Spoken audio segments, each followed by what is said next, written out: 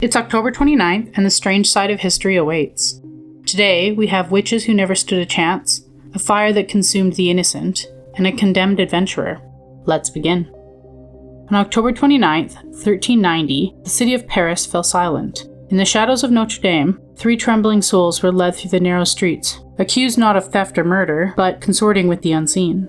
Whispers followed them like ghosts. The crowd didn't know what witchcraft truly was, but they were certain they feared it. That morning, in the dimly lit courtroom led by flickering candles, the first recorded witch trial in Paris began. The charges? Summoning unnatural forces, speaking with demons. Crimes with no evidence, only superstition, rumor, and terror.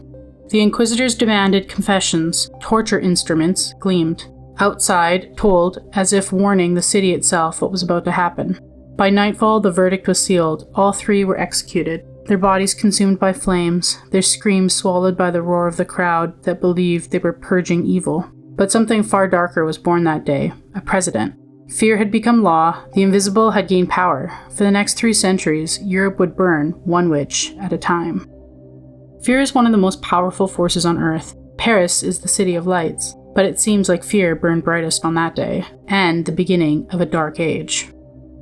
On October 29th, 1998, it was a Halloween party in Gothenburg, Sweden. A night of music, flashing lights, and the promise of youth. Hundreds of teenagers crammed into a rented hall, dancing under strobe lights, their costumes shimmering in the dark. But outside, somebody was watching.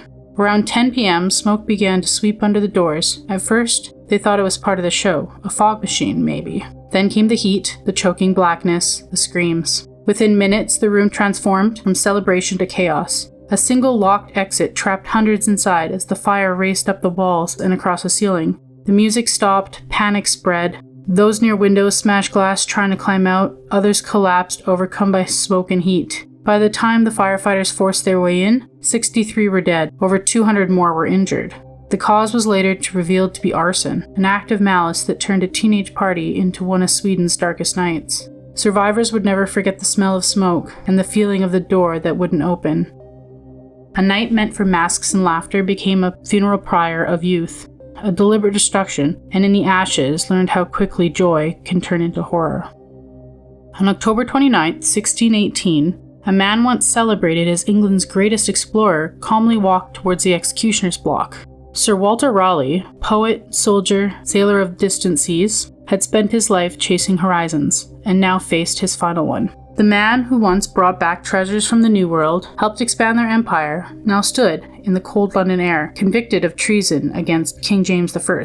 But few believed he was guilty. To many, Raleigh was a scapegoat, a political offering to smooth the fragile alliances between England and Spain. Witnesses say he dressed with care that morning, spoke in a steady voice, and touched the axe that would end his life, remarking, "This is a sharp medicine, but is it a physician for all diseases?" The crowd fell silent. A single swing, and the explorer who once defined the edge of the map was gone. But Raleigh's story didn't end there. Legend says his devoted wife, Lady Elizabeth, claimed his severed head and had it embalmed, keeping it with her for nearly 30 years, sealed in a velvet bag. Visitors spoke a faint sense of spice and salt in the air, as if the head of the great adventurer still carried the memories of the sea. A man who sought the new worlds met his end, and it seemed like his wife took their wedding vows a bit further than death do us part, keeping him close forever. Another day, another strange bite from history. Like, comment, and subscribe. Your next eerie dose is just a day away.